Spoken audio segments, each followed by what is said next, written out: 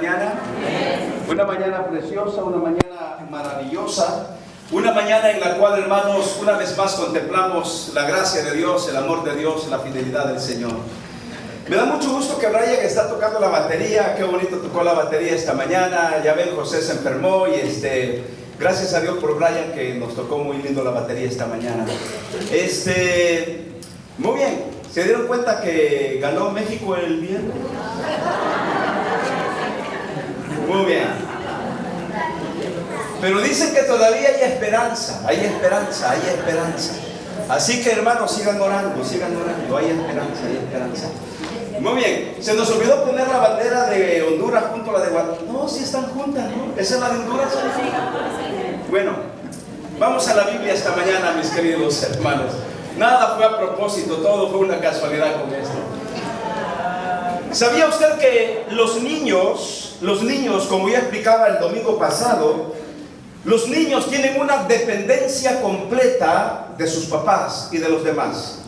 Los niños tienen una fe tan ciega que todo lo que uno les diga, ellos lo creen. Porque tienen una inocencia, su fe es tan ciega que si usted le dice, cómete esto, ellos lo comen. Si uno les dice que es Superman, ellos creen que uno es Superman. Y de repente le están diciendo al papá, súbete hacia torre y tírate. Porque los niños todo lo creen.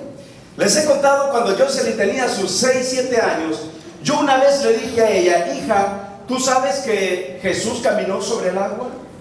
¿Y sabes también que Pedro caminó sobre el agua? Y estábamos los dos a la orilla de la piscina y le dije, yo siempre, así bromeando, yo puedo hacer eso. Cuando vemos luchadores o gente que hace cosas increíbles, yo le digo a Jocelyn, yo puedo hacer eso también. Y siempre se lo ha creído. Bueno, hoy que ya tiene sus 20 y algo, no sé si lo cree, pero en ese tiempo estábamos a la orilla de la piscina y yo le dije, yo voy a caminar como Pedro y Jesús sobre el agua. Y ella se sentó, pero bien cómoda, para ver si era cierto. Y yo me paré y le dije, ¿lista? Y me paré a la orilla del agua. Y cuando comencé a dar el primer paso, ella pensó que iba a seguir, pero no, ni di el primero y me hundí. Pero ella creyó que yo iba a caminar sobre el agua. Así es la fe de los niños.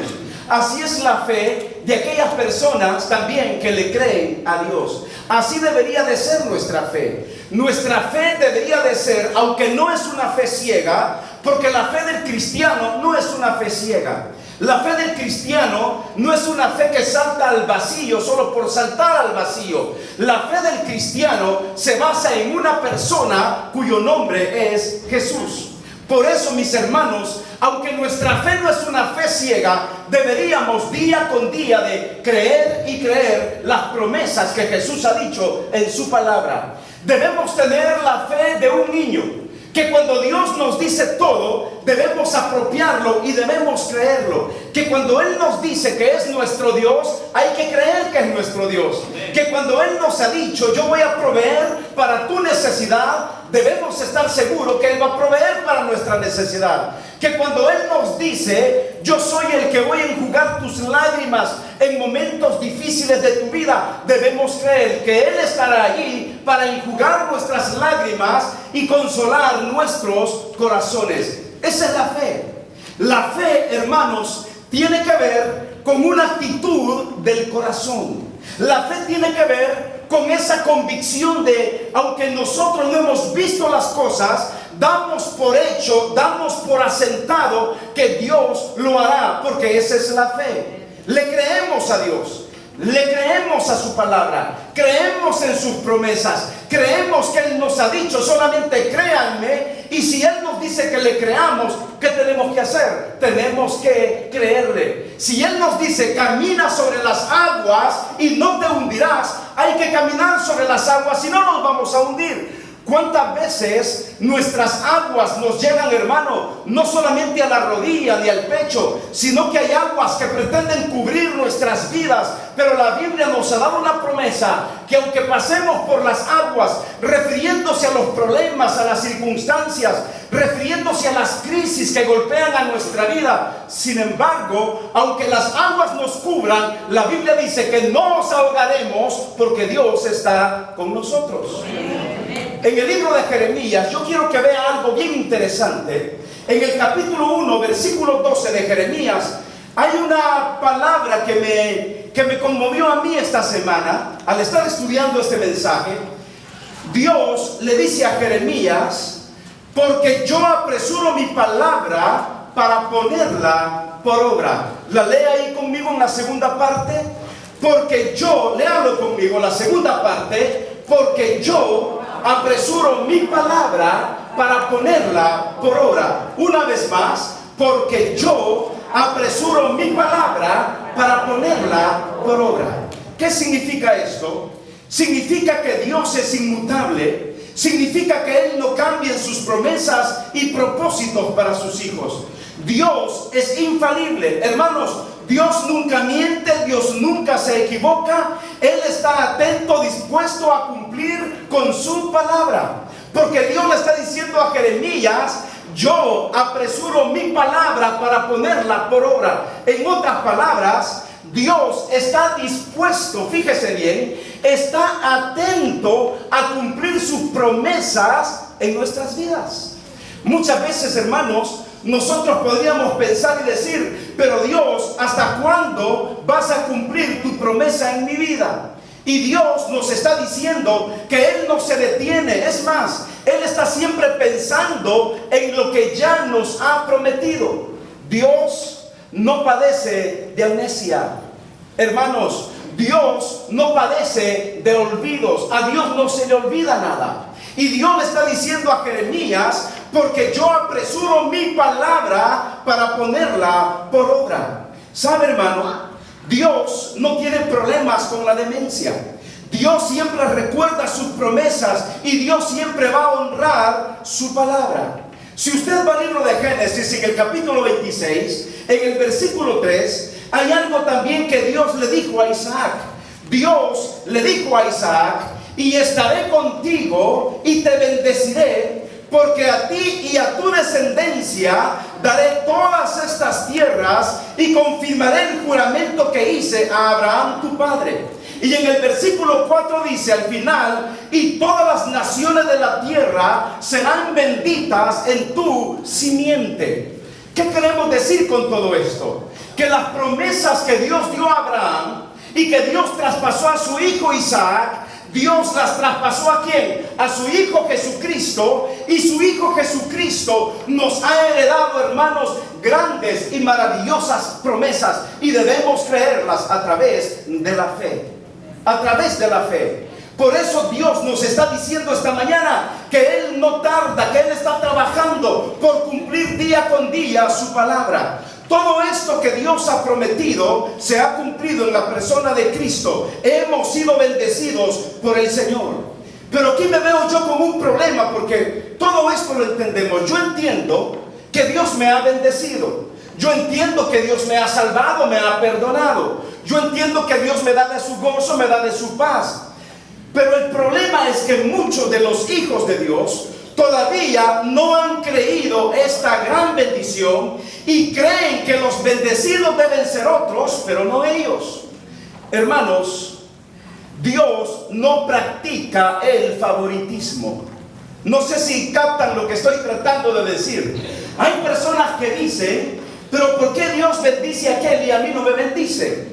¿Pero por qué yo estoy enfermo y el otro está sano? ¿Por qué Dios sanó a aquel y a mí no me sanó? No es cuestión de que Dios practica el favoritismo. Dios no hace acepción de personas. Dios no tiene favoritos. Y si de favoritos hablamos, todos los que estamos aquí y todos los creyentes alrededor del mundo son los favoritos de Dios. Sin embargo, Dios no practica el favoritismo, porque Dios no hace acepción de personas. Entonces, ¿en dónde radica el asunto? Dios nos trata a cada uno de nosotros de acuerdo a nuestra fe, de acuerdo a nuestro carácter, de acuerdo a nuestra forma de ser. Mi papá y mi mamá tuvieron 8 hijos, y yo estoy seguro que nos amaron por igual a los 8, pero tenían ciertos tratos diferentes con algunos. ¿Por qué? ¿Porque tenían favoritismo? No. Era porque el carácter de cada uno de nosotros era totalmente diferente con ellos. Algunos éramos más desobedientes, otros más obedientes, otros más rebeldes, otros menos rebeldes, y ellos tenían que tratar de acuerdo a nuestro carácter. Dios no tiene favoritismo, pero Dios va a tratarnos a cada uno de acuerdo a nuestro carácter, y Dios va a responder de acuerdo a nuestra fe. Miren lo que dice el Evangelio de Mateo en el capítulo 14, para ir entrando en el estudio, porque el tema de este mensaje es: elimina tus dudas y activa tu fe. Elimina tus dudas y activa tu fe. Muchas veces, mis queridos hermanos, nosotros no actuamos de acuerdo a la fe que deberíamos tener. Yo me doy cuenta, hermanos, que Jesucristo dijo: conforme a tu fe será hecho. ¿Lo crees? Serás bendecido. ¿No lo crees? No serás bendecido. En cada página de la Escritura yo puedo darme cuenta de que Dios desea bendecirnos. Yo le pregunto a usted, hermano, ¿usted cree que Dios no desea bendecirle? ¿Usted cree que Dios desea que pasemos sufrimiento para después bendecirnos? ¿O usted cree que Dios espera darnos una gran lección para decirnos: te dije que tenías que aprender, aquí te va esta otra lección y sigue sufriendo, y hasta que termines de sufrir te voy a bendecir? Creo que Dios no es así. Creo que Dios va a funcionar y va a responder de acuerdo a la fe que nosotros tengamos en Él. Cuando voy a Mateo capítulo 14, en el versículo, ¿qué sería? Versículo 22 en adelante, mire esta escena tan maravillosa en la cual, hermanos, el discípulo Pedro trató de caminar sobre el agua al igual que Jesús.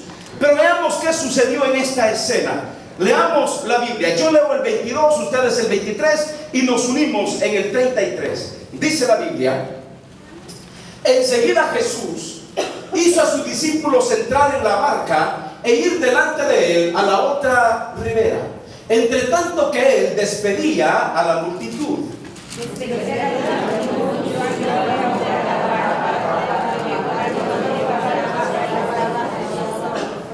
Y ya la barca estaba en medio del mar, azotada por las olas, porque el viento era contrario.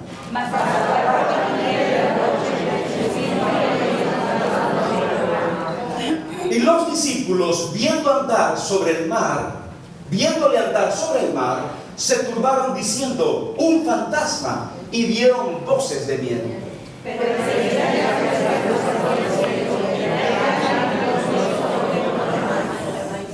Entonces le respondió Pedro y dijo: Señor, si eres tú, manda que yo vaya a ti sobre las aguas. Y él dijo: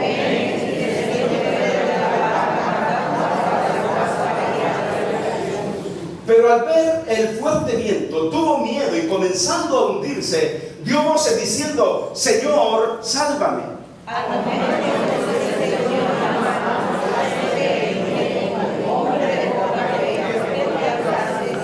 Y cuando ellos subieron en la barca, se calmó el viento. Juntos, hermanos. Entonces los que estaban en la barca vinieron y le adoraron diciendo: verdaderamente eres el Hijo de Dios.